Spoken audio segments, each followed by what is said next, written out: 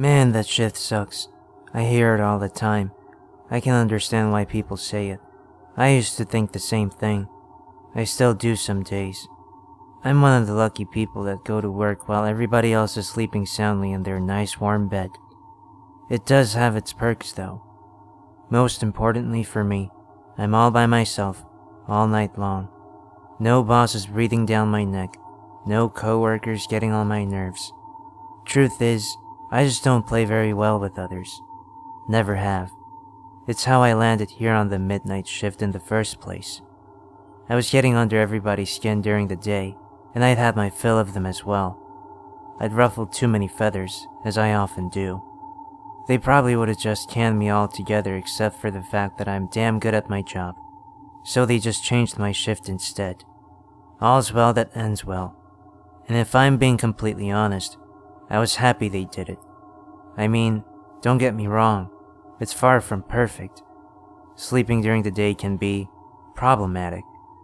The rest of the world doesn't give a damn that you're trying to get some shut-eye. Kids play and dogs bark. Salesmen knock and sirens scream.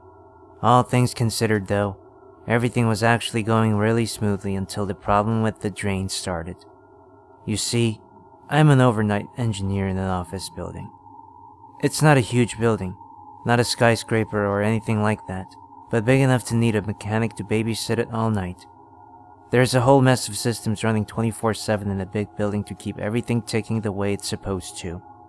Electric, HVAC, plumbing, all the things office workers take for granted. I keep their computer servers cool and their air clean and breathable. Nice and warm at your desk on a 10-degree day in February? Thank the building engineer. Did you ever see The Wizard of Oz? Guys like me are the man behind the curtain. Like I already said, I'm quite good at it, and for the most part, everything ran smoothly the way it was supposed to. But then, there were the drains. It all started a couple weeks after I began working the graveyard shift. I was making my rounds, checking the boilers and water pumps when I noticed a strange smell, and a pool of water around one of the circular floor drains in the boiler room. Plumbing clogs weren't all that unusual in a large building, especially when it came to the toilets.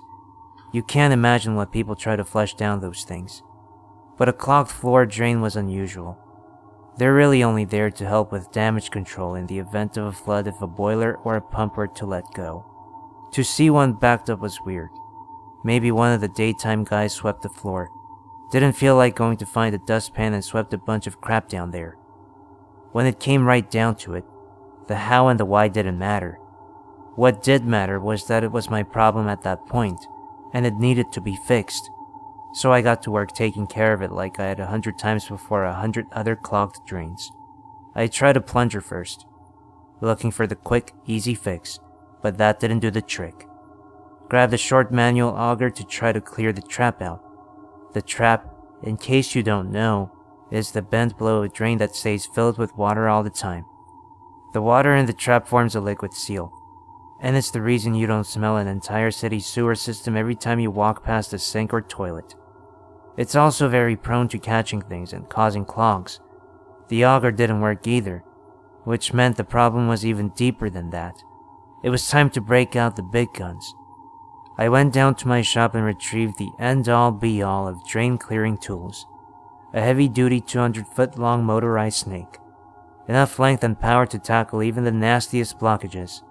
It had an auger head attached, which could push through whatever was causing the trouble and get the water flowing again. I set it up next to the drain, pulled my gloves on, and got to work. I fed about 10 feet in by hand and then got the snake spinning with the foot pedal switch. The electric motor simultaneously spun the snake and slowly fed it into the pipe. I was surprised to see how deep the clog actually was. I watched the length markers appear on the metal snake from within the drum, and then disappear again as they spun down into the drain. 20 feet, 40, 60, 80, all the way to 160 feet. I was starting to worry that I'd run out of snake before I reached the obstruction when I felt it hit something. The motor labored slightly as the auger pushed into the clog. Then something strange happened. It seemed as though the snake got pulled out a bit, like when a fish on a hook swims away and takes some of your fishing line with it. I didn't think much of it and was relieved to see the pulled up water receding into the drain, Mission accomplished. I reversed the direction of the motor and began feeding the snake back into the drum, wiping it dry as I went. When I got to the 20-foot marker, I remembered hearing a strange noise that almost seemed to come from the drain itself. It sounded like a faint screech, but not the metal-on-metal scraping that rang out as a snake spun inside a cast-iron drain pipe. It sounded almost like an animal crying out. I should take a minute to make something clear. Spending many hours alone in a huge building at night can have some nasty side effects. Combined with the inherent lack of sleep that came with overnight work, solitude can sometimes make you think you heard or saw something that wasn't really there. I was ready to dismiss the sound until I saw what was on the head of the metal snake as the last 5 feet emerged from the dark drain.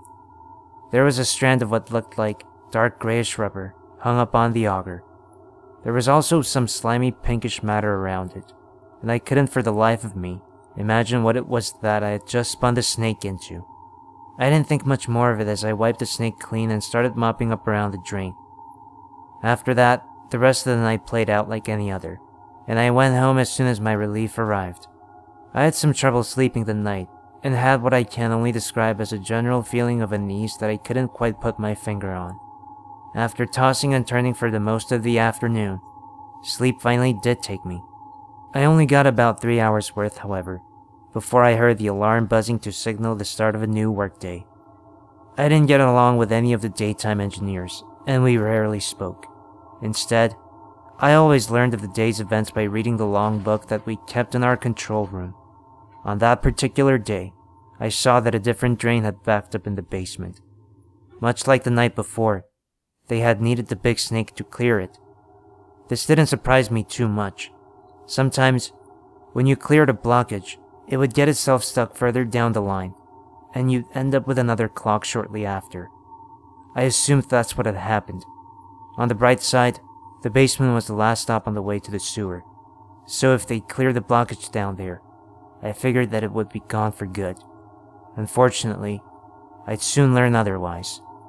At around 4 a.m., I was sitting at a bench in the boiler room looking through some maintenance records when I heard a light slapping sound from across the large room near the boilers.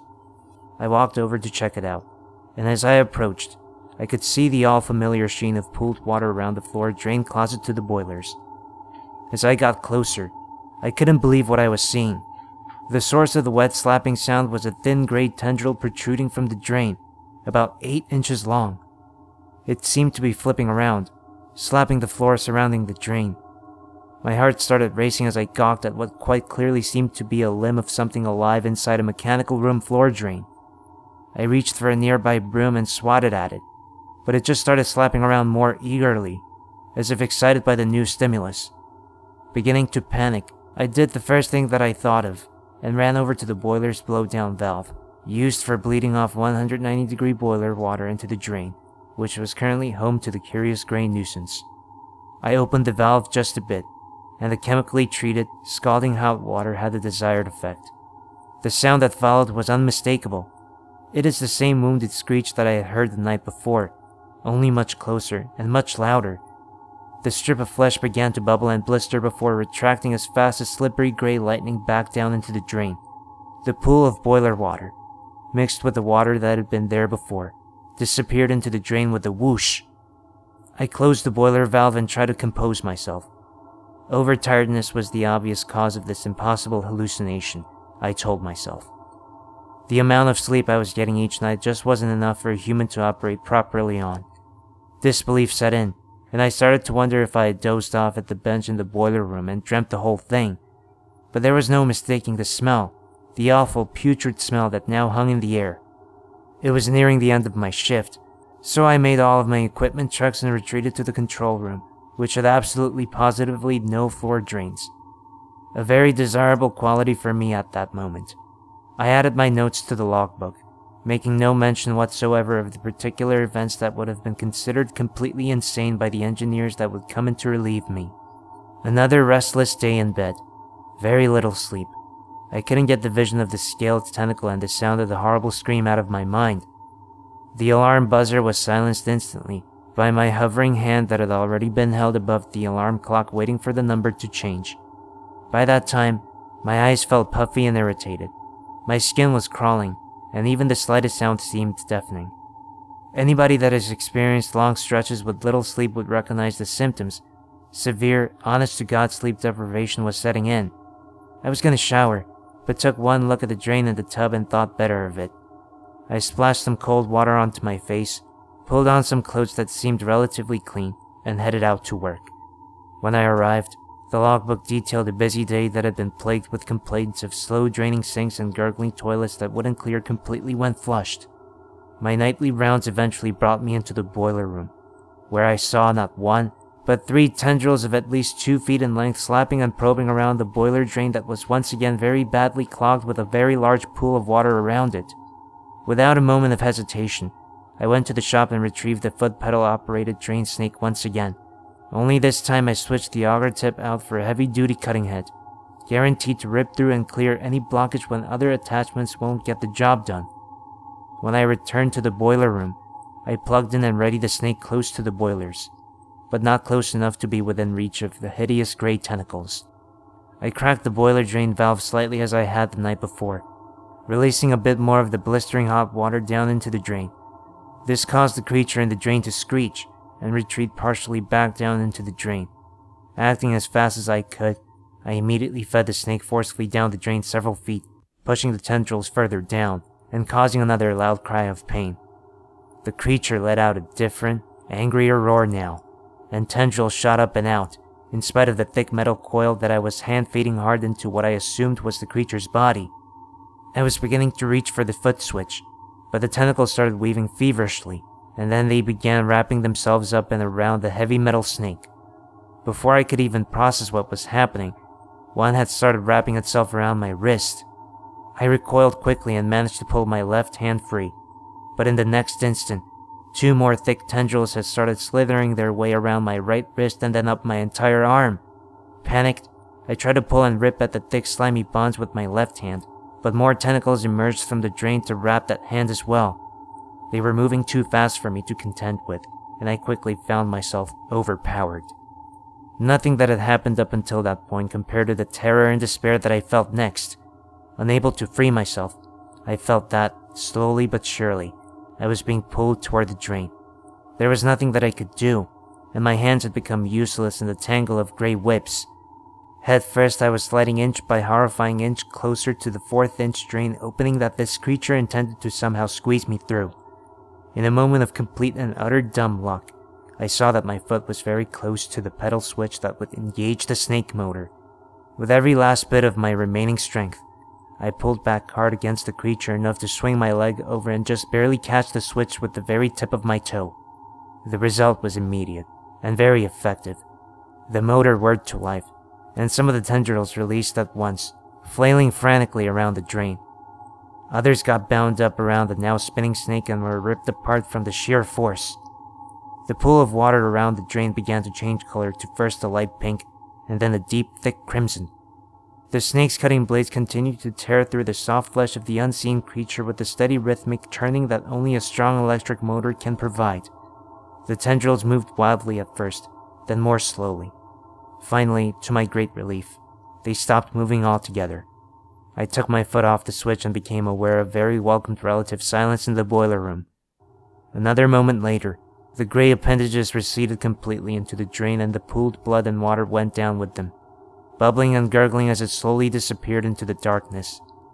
After taking a moment to collect myself, I made a decision to leave the building right then and there. I left everything just as it was.